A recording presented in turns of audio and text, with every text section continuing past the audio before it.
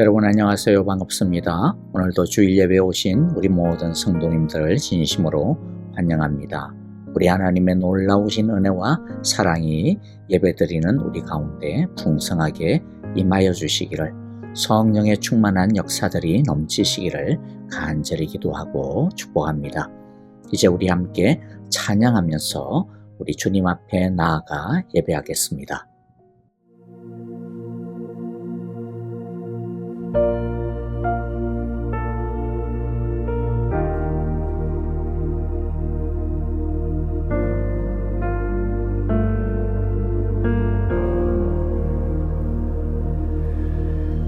우리 주는 위대하며 능력이 많으시도다. 그의 지혜로 구하며 인자는 영원하도다.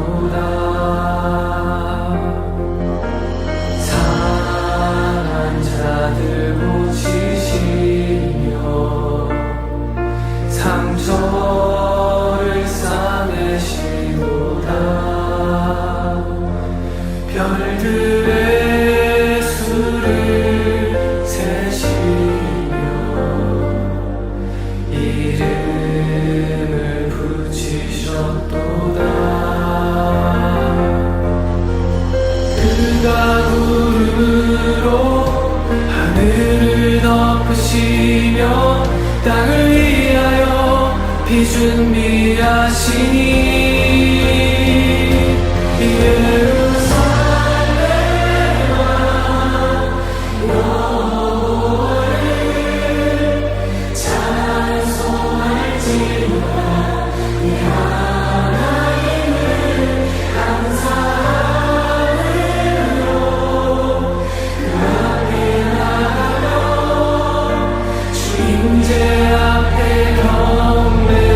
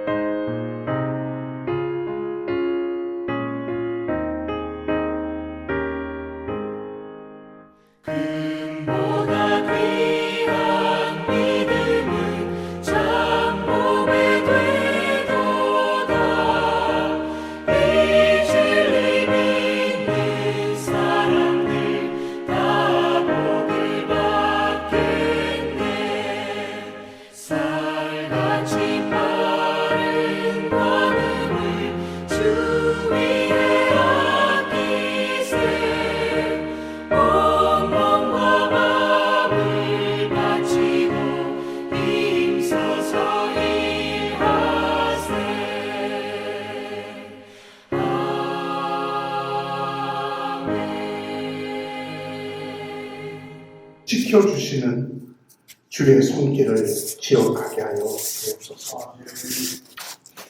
아버지 하나님, 그럼에도 한치 앞을 바라볼 수 없는 저희들입니다. 두려움과 더 많은 것을 얻겠다는 욕심 때문에 이웃을 마음 깊이 사랑하지 못했습니다. 먼저 손 내밀지 못했습니다. 내 눈에 들보보다 남의 눈에 티끌에 마음이 불편했습니다. 주여, 우리를 용서하여 주시고 우리를 주의 은혜 안에 가두어 주시옵소서. 그리스도의 마음을 담게 하시고 주를 사랑한다고 말하듯이 우리도 이웃을 사랑하게 하시옵소서. 이곳에 사랑의 교회를 세우시고 그리스도의 편지로 그리스도의 향기가 되어 세상으로 나가는 통로로 교회를 사용하심을 감사드립니다. 저희 교회를 향한 하나님의 선물을 기억합니다. 서로에게 기쁨이 되고 감사가 되고 축복이 되는 아름다운 공동체가 되기를 소원합니다. 사랑과 웃음이 넘치며 주의 용서의 감격과 성령의 능력과 배움의 자료들이 교회 안에, 성도 안에 넘쳐나기를 소원합니다. 우리 한 사람 한 사람의 삶이 그리스도의 메시지가 되게 하여 눈물을 통해 성숙하고 어떤 어려운 가운데에서도 성장하는 교회가 되게 하옵소서. 사막에서도 음성한 숲을 이루고 어둠 속에서도 밝히 보며 예수님의 손에 들려진 오병이어가 기적이 아닌 우리 성도들 한 사람 한 사람들의 삶의 현장이 되게 하여 주시옵소서. 아버지의 마음이 자녀에게로 향하고 자녀들의 마음이 아버지로 향하듯 오직 한 이름, 예수의 이름을 자랑하는 교회 되게 하여 주시옵소서. 서로 격려하여 주의 제자가 되게 하시고 예수님의 삶이 서로의 삶 속에 깊이 스며들어 은혜를 누리고 기쁨으로 주의 만찬을 함께 나누는 복된 공동체가 되게 하여 주시옵소서. 사랑의 교회에 허락하신 담임 목사님과 두 분의 당회원 장로님들과 또 각 부서를 담당하신 사역자들을 축복하시고 주님이 기뻐하시는 아름다운 교회로 성장하게 하여 주시옵소서. 아픈 환우들을 위로해 주시고 또 목장과 주일학교와 유스 EM을 축복하여 주시고 은혜로운 찬양을 인도하는 찬양팀을 기억하여 주시옵소서. 내년 단기 선교를 준비하는 단교 선교팀을 견고히 붙잡아 주시옵소서. 그리스도가 머리가 되어 각 몸이 유기체로서 아름다운 성장을 이루게 하여 주시옵소서. 이제 말씀으로 증거하시는 목사님 강건하게 붙잡아 주시고 성령의 능력으로 채워 주시옵소서. 예배의 시종을 주님께 맡기오며 이 모든 말씀 예수님의 이름으로 기도하옵나이다. 자, 이제 우리 함께 하나님 말씀 같이 보도록 하겠습니다. 자, 오늘 말씀은요, 요한계시록 21장 1절부터 8절까지의 말씀 같이 봅니다. 요한계시록 21장 1절부터 8절입니다. 1절 제가 먼저 읽습니다. 나는 새 하늘과 새 땅을 보았습니다. 이전의 하늘과 이전의 땅이 사라지고 바다도 없어졌습니다. 나는 또 거룩한 도성 새 예루살렘이 남편을 위하여 단장한 신부와 같이 차리고 하나님께로부터 하늘에서 내려오는 것을 보았습니다. 그때에 나는 보좌에서 큰 음성이 울려 나오는 것을 들었습니다. 보아라, 하나님의 집이 사람들 가운데 있다. 하나님이 그들과 함께 계실 것이요 그들은 하나님의 백성이 될 것이다. 하나님이 친히 그들과 함께 계시고 그들의 눈에서 모든 눈물을 닦아주실 것이니 다시는 죽음이 없고 슬픔도 울부짖음도 고통도 없을 것이다. 이전 것들이 다 사라져버렸기 때문이다. 그때에 보좌에 앉으신 분이 말씀하셨습니다. 보아라, 내가 모든 것을 새롭게 한다. 또 말씀하셨습니다. 기록하여라. 이 말은 신실하고 참되다. 또 나에게 말씀하셨습니다.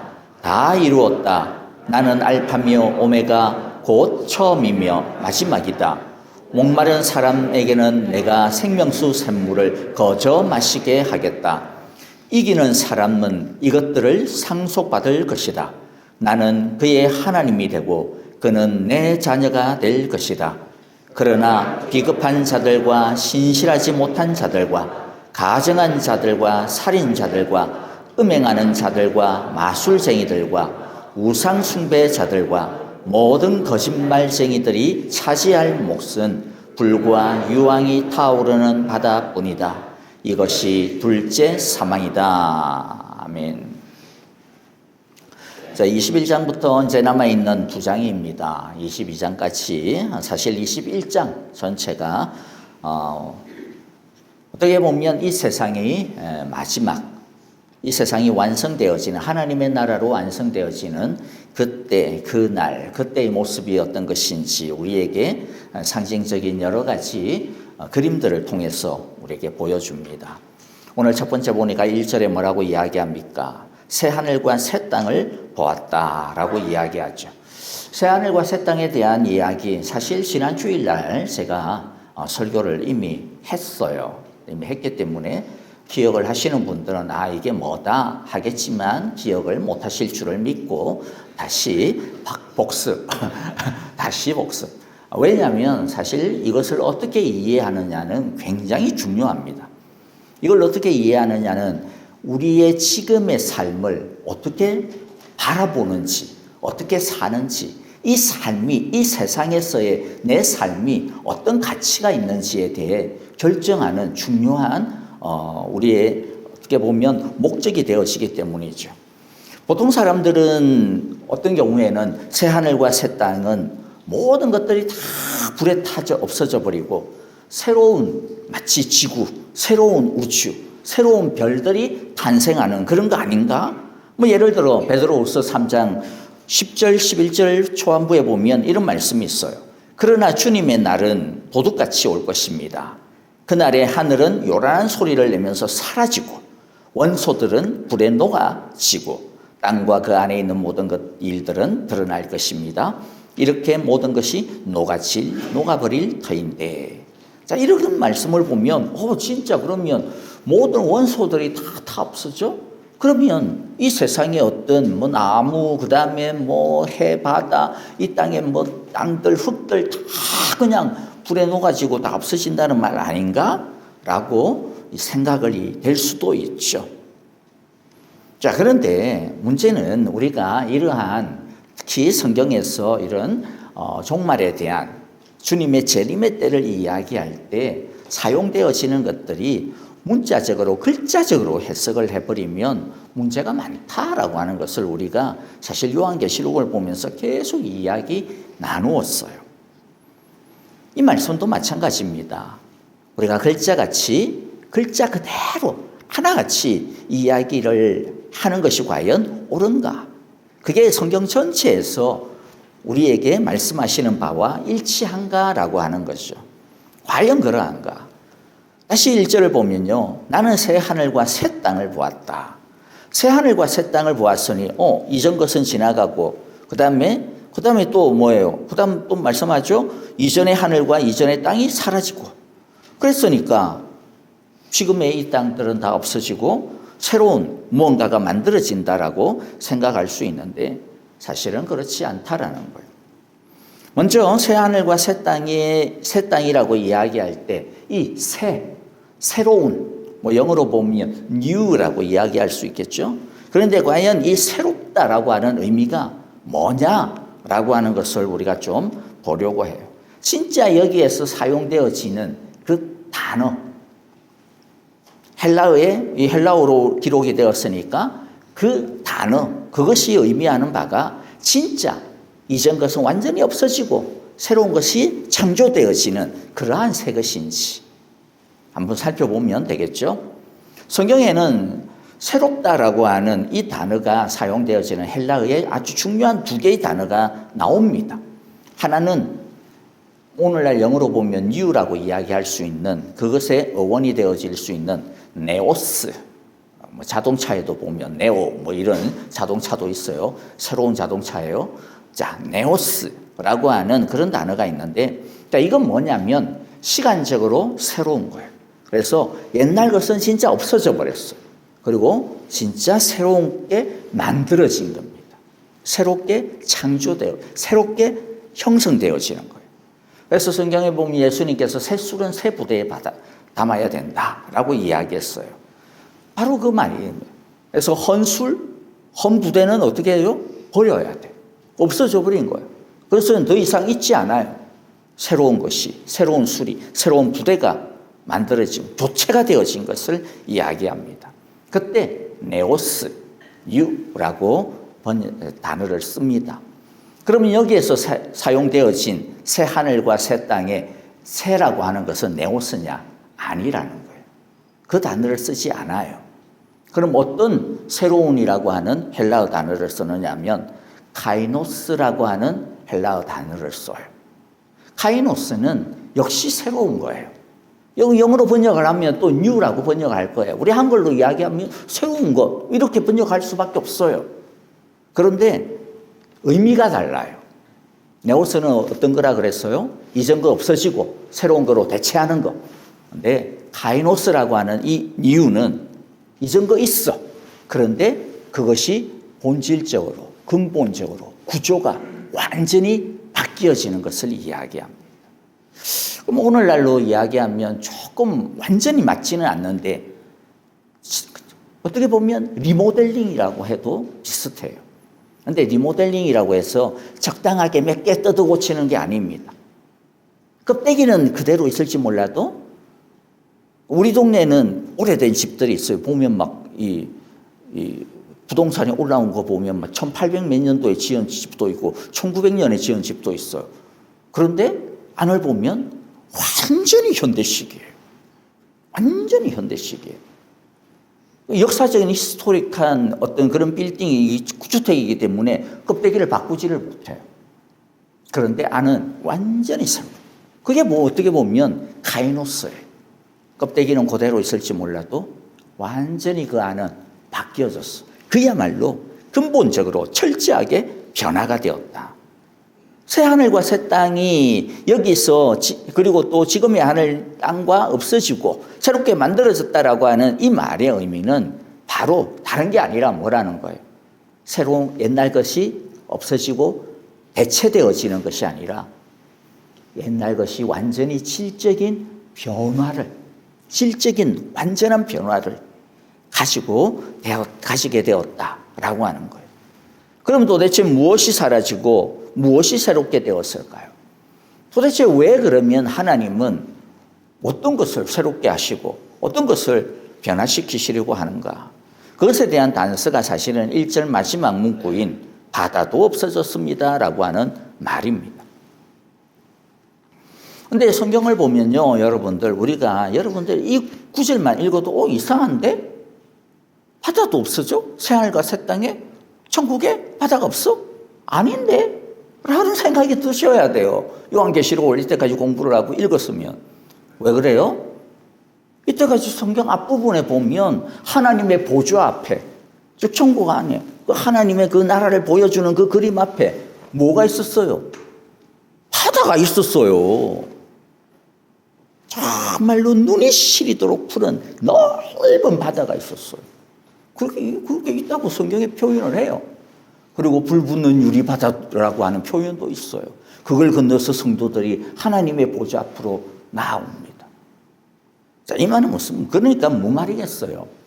이것을 읽을 때 글자 그대로 읽으면 충돌이 되어진다니까요. 말이 안 맞아요. 어떤 데는 있다고 해놔놓고 여기서는 또 없어졌다고 해놓고. 그럼 뭐가 맞아요? 글자 그대로 해석을 해버리면 문제가 생긴다. 왜? 여기서 말씀하려고 하는 것은 상징적인 거예요.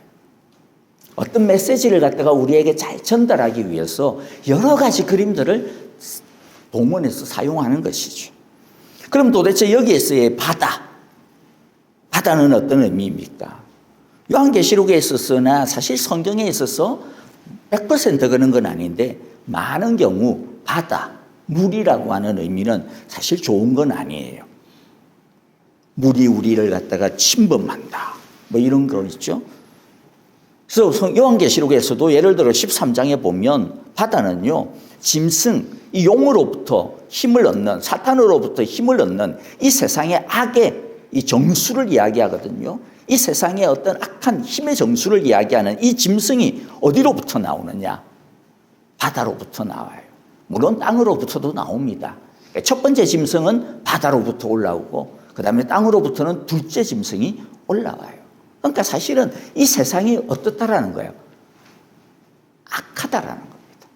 악에 의하여서 정말로 거짓으로 지배받고 있다라는 거죠.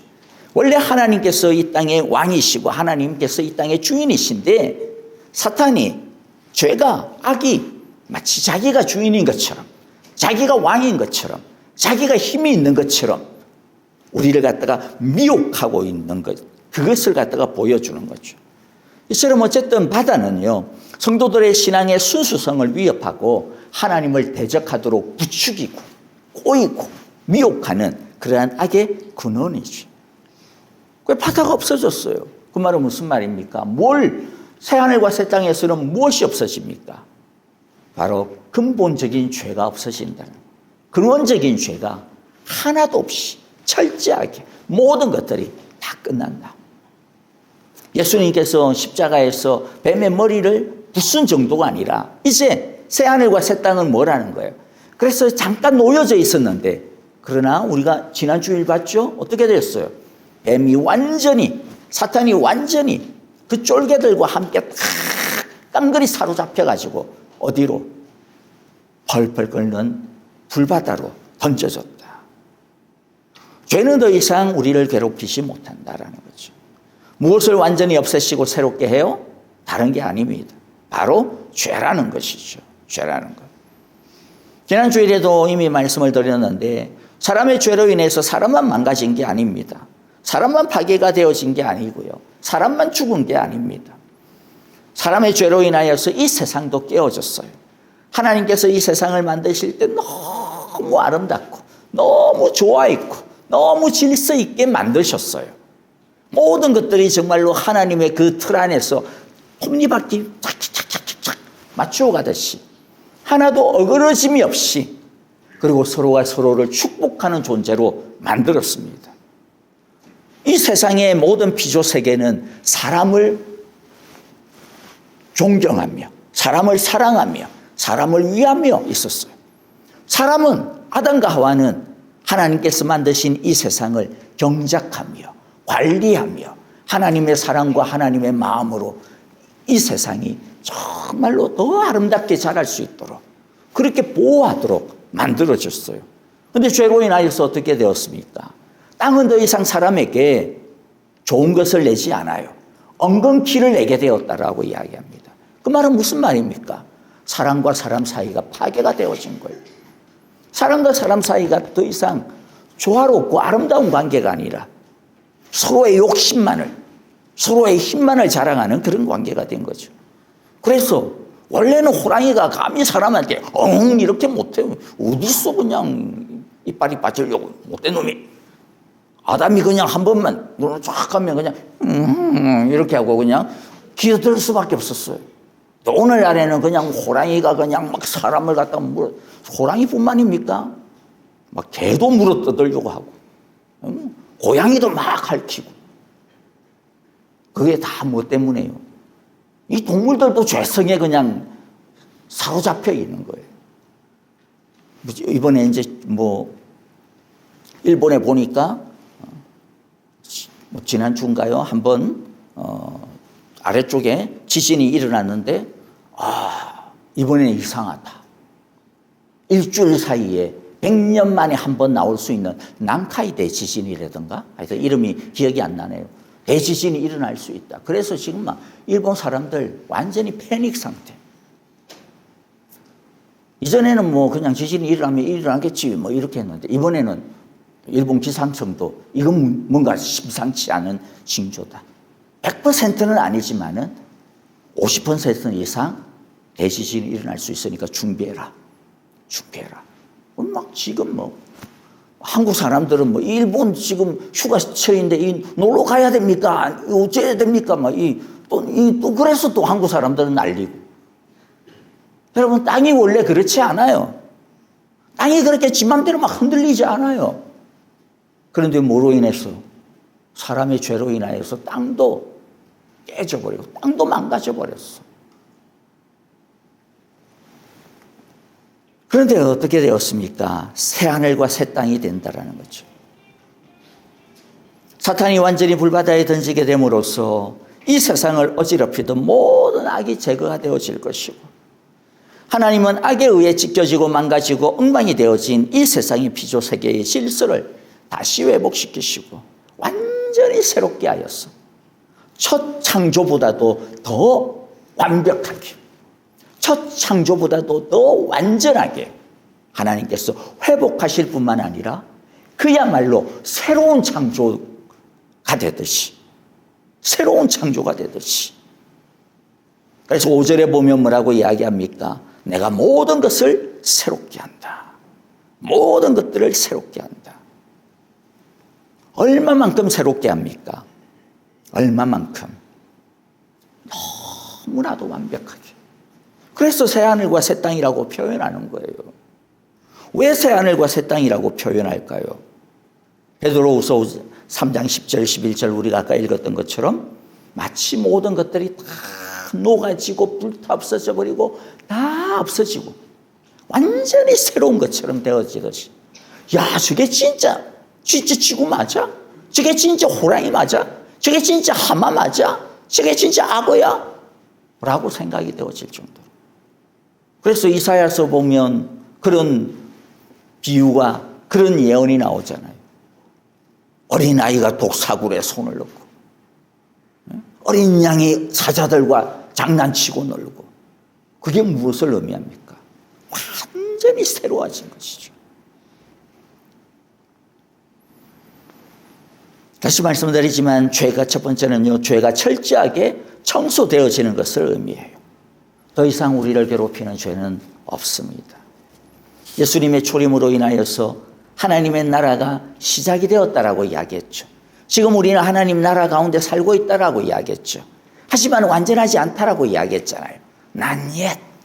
그래서 갈등이 있고 긴장이 있고 분명히 하늘에서는 하나님의 보좌에서 온 성도들과 함께 하나님이 왕노릇하고 계시는데 분명히 주님께서 이 세상의 주인이신데 그런데 땅에서 짓고 살고 있는 우리들의 모습은 보면 어때요? 처절함이 있고 아픔이 있고 눈물이 있고 절규가 있고 고통이 있고 여러분들 뭉크라고 하는 그림 작가 아시죠? 뭉크의 가장 유명한 작품이 뭡니까? 이걸 미리 생각을 했으면 이게 하나 띄워서 해야 되는데 절규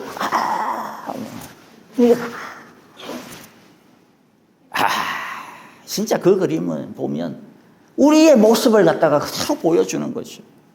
절규할 수밖에 없는 정말로 이 세상에서 절망하고 절규할 수밖에 없는 우리의 모습을 너무 그냥 선명하게 보여주고 있어. 하지만 새하늘과 새 땅 그 나라에서는 우리를 괴롭히던 그 모든 죄가 다 청소가 되어지고 다 사라지죠. 그래서 두 번째는 보면요. 하나님의 의와 거룩과 사랑과 평화가 완전히 이루어지고 이제는 죄가 지배하는 것이 아니라 하나님이 지배하게 되었습니다. 이게 새하늘과 새 땅의 의미입니다. 그래서 세 번째는 이미 시작된 하나님의 나라 하나님의 구원은 반드시 완성이 되어질 거다. 6절에 보면 또 나에게 말씀하셨습니다. 다 이루었다. 나는 알파며 오메가 곧 처음이며 마지막이다. 다 이루었다. 다 이루었다. 어디서 들어본 말이죠? 다 이루었다. 예수님이 언제 이 말씀을 하셨어요? 다 이루었다. 제일 처음에 언제? 십자가에서 죽으시면서 제일 마지막에 하신 게 제일 마지막에서 두 번째, 여섯 번째네요. 다 이루었다 하시잖아요. 그리고 마지막에는 아버지여 내 영혼을 아버지 받아주십시오. 예수님께서 십자가에서 하나님의 나라가 이 땅에 이제 진짜 시작이 되었다. 뱀의 머리를 내가 부수었다 라고 다 이루었다고 선언하셨어요. 그러나 이제 두 번째 이 다 이루었다라고 하는 것은 뭡니까? 시작된 그 하나님의 나라가 이제는 완성이 되었다. 완성이 되었다. 나는 알파며 오메가다. 알파며 오메가. 이것은 이제 영어로 따지면 A와 Z를 이야기합니다. Z. 뭐예요? 시작이요. 그 다음에 마지막이라는 거죠. 근데 여러분들 이 말은 단순하게 처음이고 마지막이구나 그 말이 아닙니다. 예수님은 반드시 시작하신 것을 뭐 하신다? 이루시고야 마신다. 이루시고야 마신다. 빌립보서 1장 6절에 있는 말씀처럼 우리 가운데 착한 일을 시작하신 분이, 선한 일을 시작하신 분이, 이 선한 일이 뭡니까? 하나님의 나라를 시작하는 걸 이야기해요. 우리 안에 주님의 나라를 시작하는 것을 이야기합니다. 내 안에 주님의 나라를, 주님의 성품을, 주님의 생명을 시작하는 것. 한마디로 말하면 내가 구원 얻는 것을 이야기합니다. 그래서 하나님의 백성이 되었어요. 시작하셨습니다. 예수님으로 말미암아 우리가 시작했습니다. 그런데 어떻게 하신다고요? 뭘 확신해요? 바울은 시작하신 분이 예수님이라면 그것을 이루시고 완성하시고 우리들의 모습이 뭐 시실이 못나고 뭐 망가지고 깨지고 그런다 할지라도 그런데 우리를 갖다가 잡아 이끌었어. 결국에는 하나님의 거룩한 백성으로 완전케 되게 하시는 분이 누구시다? 예수님이시다. 우리는 못나요. 우리는 부족해요. 그래서 우리 자신을 보면 우리 권사님들, 우리 어르신들 보면 날마다 그러니까 우리 권사님 천국에 들어갈 수 있겠습니까? 확신합니까? 들어갈 것 같기는 한데 또 보면 내 모습을 보면 안 될 것 같기도 하고 맞아요. 내 모습을 보면 안 될 것 같기도 하죠. 그런데 누가요?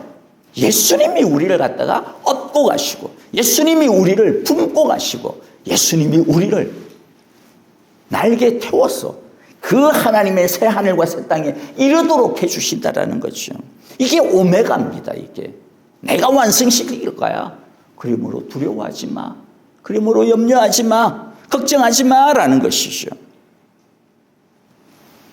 그러므로 여러분들 새 하늘과 새 땅이 되었다라고 하는 말이 무엇입니까? 지금 우리가 살고 있는 나의 이 삶, 하나님께서 결국에는 온전케 하시겠구나. 하나님께서 결국에는 완전케 하시겠구나. 주님께서 완성시키신다라는 말씀이시구나. 라고 하는 약속인 것이죠. 여러분들 우리들이 이와 같은 약속을 굳게 붙들고 때때로 이 땅에서 눈물을 흘린다 하더라도 주님의 그 선하심을 믿고 우리 모두가 승리하기를 바랍니다.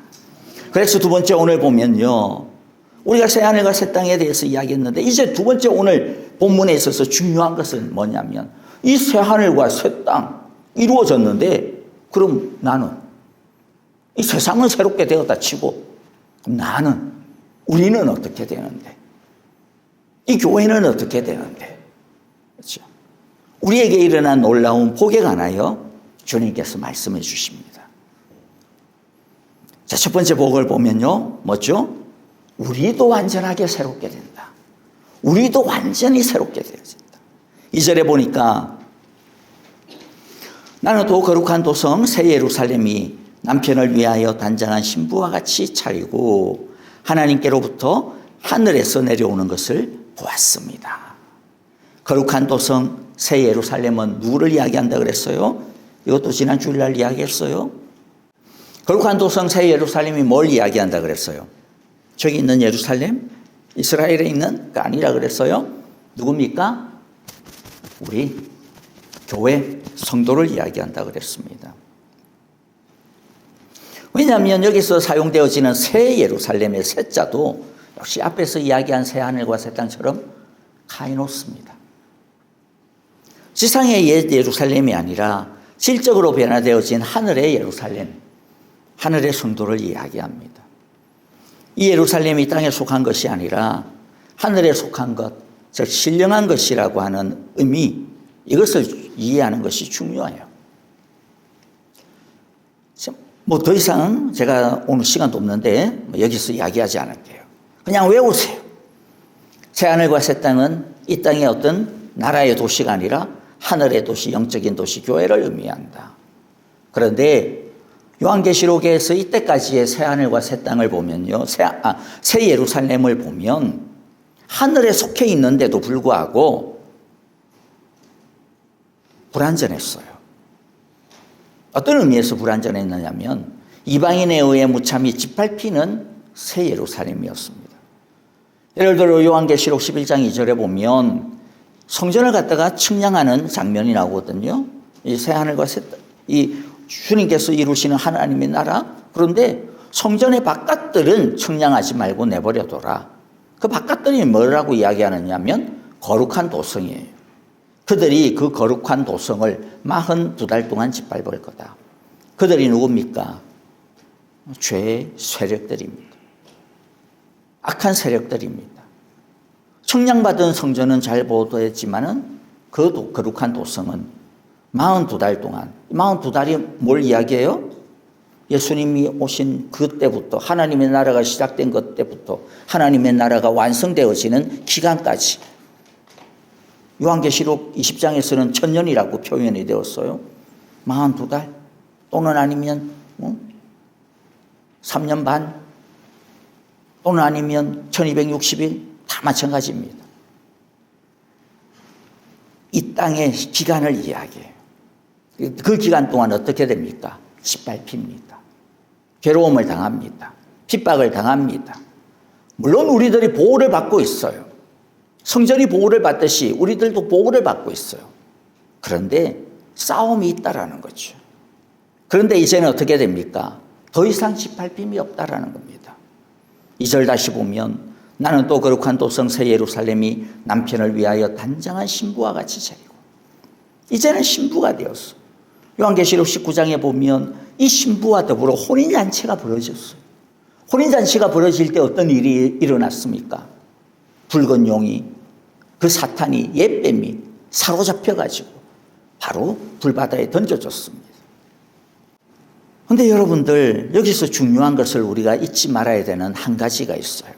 뭐냐면 교회가 단장한 신부와 같이 준비되었다라고 하는데, 그럼 무엇으로 교회는 단장을 하지? 라는 거예요. 여러분들은 뭐 결혼한 지 오래되었기 때문에 기억도 안 나고, 옛날에는 또 뭐 그렇지도 않았겠지만은요,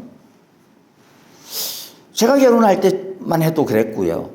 뭐 사실 제 주위에도 우리는 돈이 없어서 그렇게 해도 못했지만은 오늘날도 마찬가지라고 생각이 되어져요.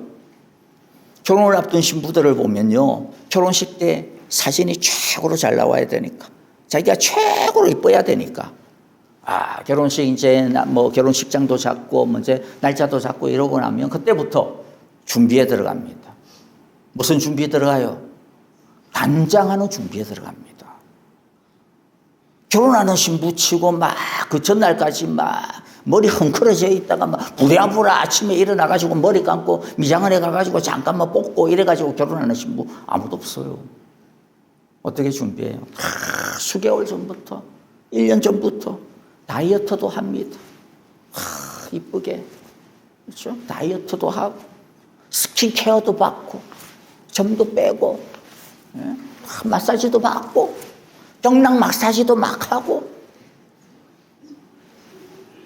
단장을 해요, 단장을. 그게 잘못됐다는 게 아니에요.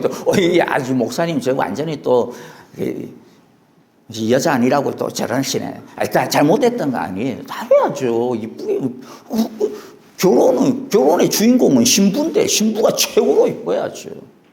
근데 문제는 오늘 제가 이야기하려고 하는 건 뭐예요? 그 신부인, 예수님의 신부인, 그러면 우리는 뭘로 지금 스킨케어를 받고 있냐 이거예요. 우리 이미 결혼식 날짜 정해졌어요. 언제 정해졌어요? 예수님 오시는 그날 정해졌어요. 날짜가 언제인지 확실하지는 않지만은, 그러나 분명히 있어요. 그러면 뭐 해야 돼요? 단장해야죠, 우리도. 여러분은 지금 어떤 마사지 받고 계세요? 어느 병원에 가서 지금, 어느 피부과 가가지고 지금 스킨케어 받고 마사지 받습니까? 그 병원 이름 뭡니까? 우리 스킨케어 받아야 돼요. 그리스도의 신부로서 하나님 앞에, 예수님 앞에 섰을 때 정말로 최고로 빛나는 그 영광의 얼굴이 되어질 수 있도록 스킨케어 받아야죠. 성경에 보면 우리가 받는 스킨케어 병원 그 의사 이름이 나와요. 그 병원 이름이 나옵니다. 요한계시록 19장 7절 8절. 기뻐하고 즐거워하며 하나님께 영광을 돌리자. 어린 양의 혼인날이 이르렀다. 그의 신부는 단장을 끝냈다. 신부 도대체 단장 뭐 했나? 신부에게 빛나고 깨끗한 못이 옷을 입게 하셨다. 이 못이 옷이 뭐예요? 성도들의 의로운 행위다. 성도들의 의로운 행위다. 여러분, 성도들이, 우리들이 예수님 앞에 설 날을 바라보면서 단장을 하는데 다른 걸로 단장하지 않아요. 돈으로 단장하지 않습니다. 운동으로 단장하는 게 아닙니다. 뭘로 단장할까요? 의로운 행위로, 의로운 믿음으로, 신실한 믿음으로, 그 믿음에 걸맞는 주님을 따르는 제자의 신실한 모습으로, 끝까지 견디고 이기는 그 신앙의 모습으로 우리들이 단장을 하는 거죠. 우리들이 단장을 하는 것은 다른 게 아닙니다. 싸움을 통하여 단장을 합니다. 믿음의 싸움을 통하여서 끝까지 우리의 믿음을 이기고 견디고 정말로 하나님 앞에 우리의 신앙의 절개를 지키는 이 의로운 행위를 통하여 우리들이 단장을 한다는 거죠. 저와 여러분들이 이번 한 주간도 주님의 신부 단장을 우리의 삶 속에서 잘 하셨어. 다음 주에 오실 때는 더 빛나는 얼굴로 우리 모두가 함께 맞이하기를 바랍니다. 세 번째 보면요. 그리고 이날에 하나님께서 우리를 순식간에 완전히 아름답게 변화시키실 것이라고 말씀을 합니다. 그렇죠? 순식간에 아름답게 변화시킬 것이다. 그래서 고린도전서 15장 52절에 보면 마지막 나팔이 울릴 때 눈 깜짝할 사이에 호련히 그렇게 될 것입니다. 나팔 소리가 나면 죽은 사람은 썩 없어지지 않을 몸으로 살아나고 우리는 변화될 것입니다. 그런데 어떤 모습으로 변화되어집니까? 고린도전서 52절에 보니까 썩어지지 않을 몸으로 다시 변화가 되어지는데 그 앞부분에 보니까 43절 44절에 영광스러운 몸으로 다시 살아나고요. 강한 것으로 살아나고요. 신령한 몸으로 살아난다고 말씀합니다. 우리들의 모든 연약함과 어떤 깨어짐들은 다 사라지고 주님 앞에서 우리들이 온전하게, 완전하게, 신령하게 뭐예요? 더 이상 죄가 우리를 괴롭히지 못합니다. 더 이상 연약함이 우리를 괴롭히지 못합니다.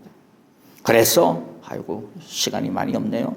그래서 어떤 일이 벌어집니까?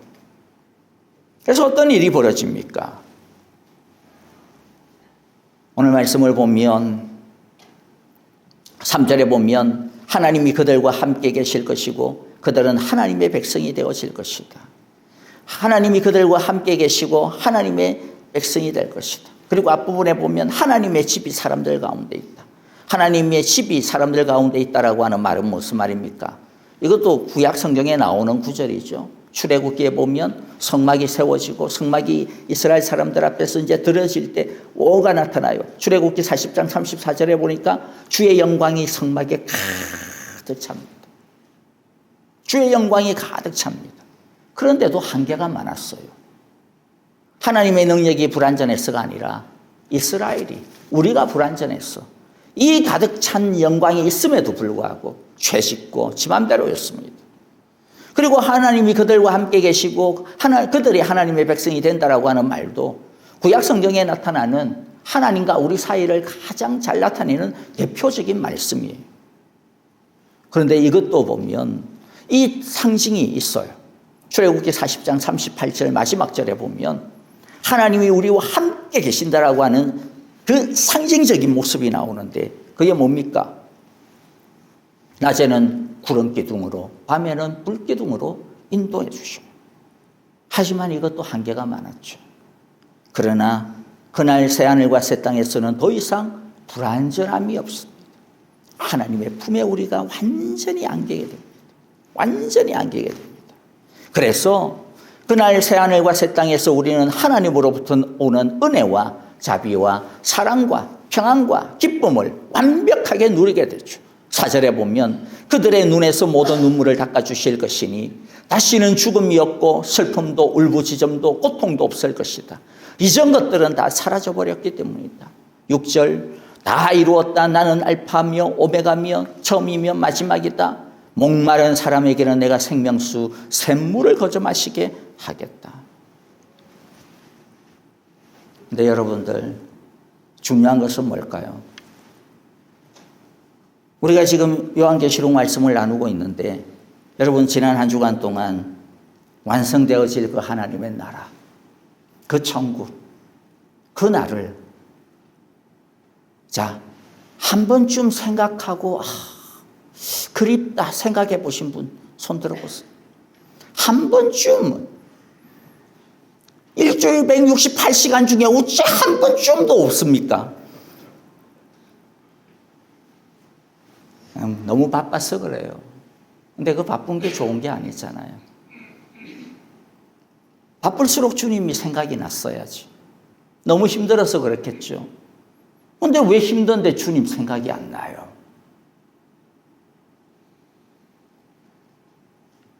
근데 여러분 여기서 모든 눈물을 닦아주시고 생명수 샘물을 거저 마시게 해주시고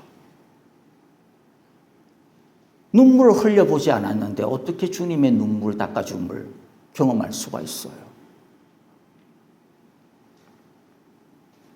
슬퍼보지 않았는데 어떻게 주님이 나를 갖다가 나의 슬픔을 이해한다라고 이해할 수 있겠어요? 이 땅에서 하나님의 말씀 가지고 내가 제대로 살아보기 위해서 몸부림치고 울부짖지 못했는데 주님이 나의 울부짖음을 위로하시고 닦아주신다라는 게 뭐가 위로가 되겠어요? 여러분 여기서 이야기하는 눈물은요 그냥 단순하게 우리가 이 세상에서 살아가는 인생 자체가 너무 힘들어서 흘리는 눈물 아닙니다. 어떤 눈물입니까? 주님 말씀 안에서 살고 싶은데 주님을 따라 살고 싶은데 그런데 그 믿음 하나 지키는 게 너무 괴로워요. 바로 그거예요.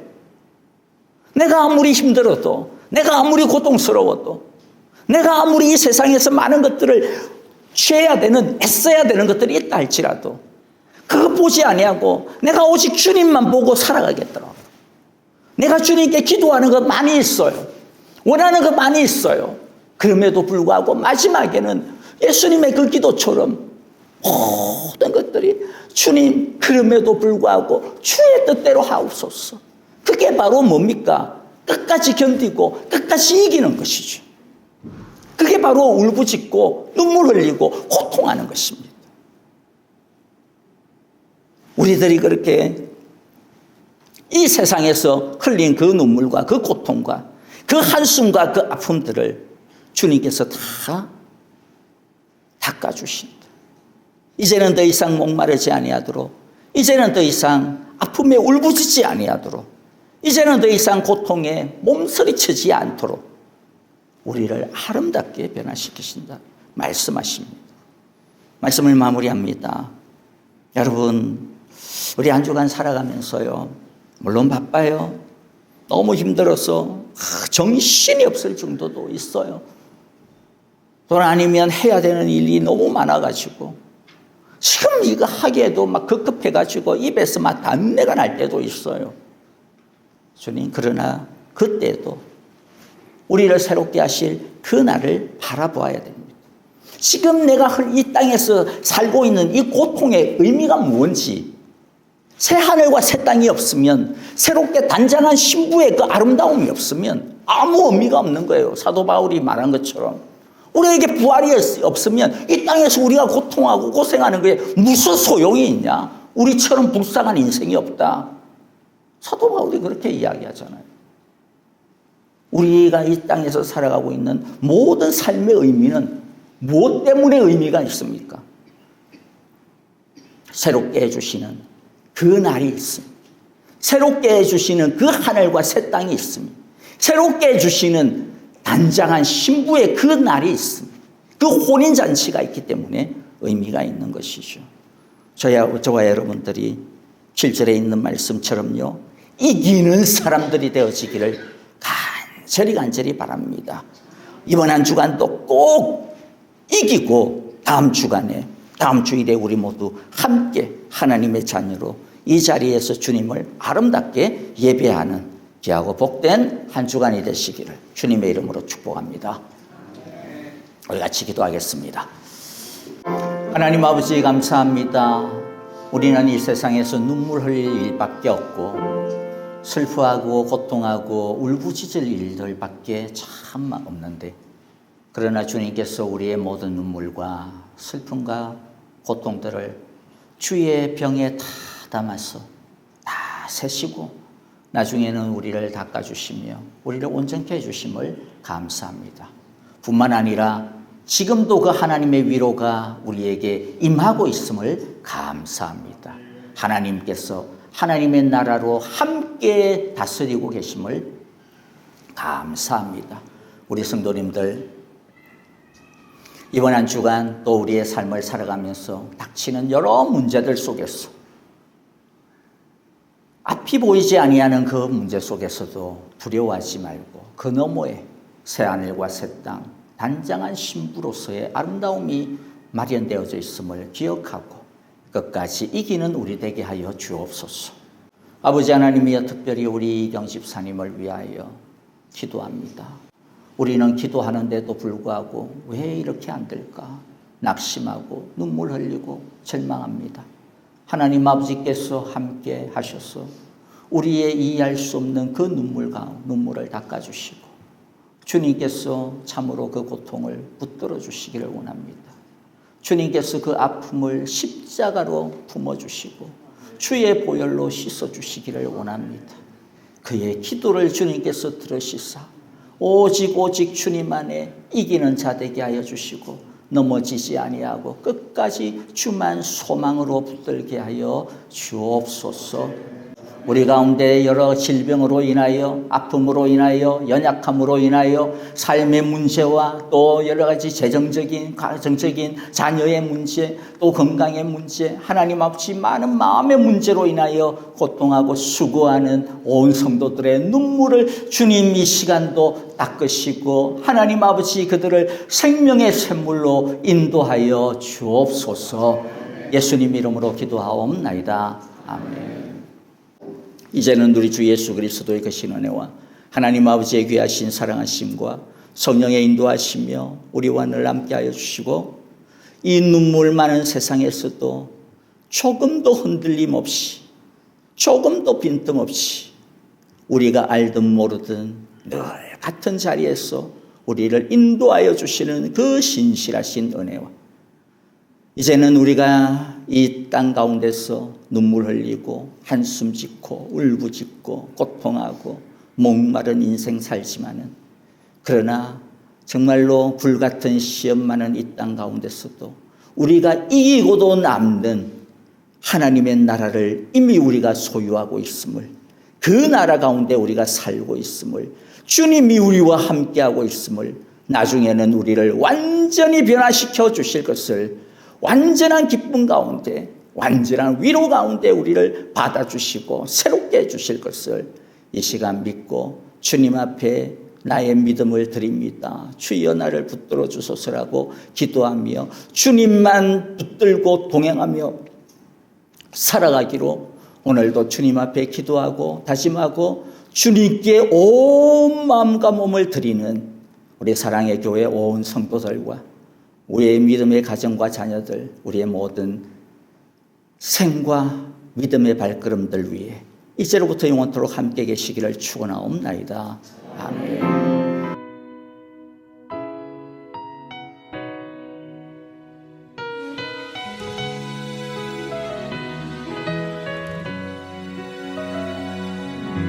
그날 모두 변화되리.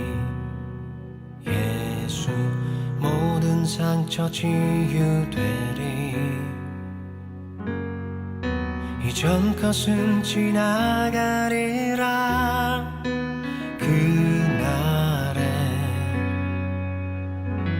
그날 모두 알게 되리. 예수 모든 답을 얻게 되리. 모든 걱정 사라지리.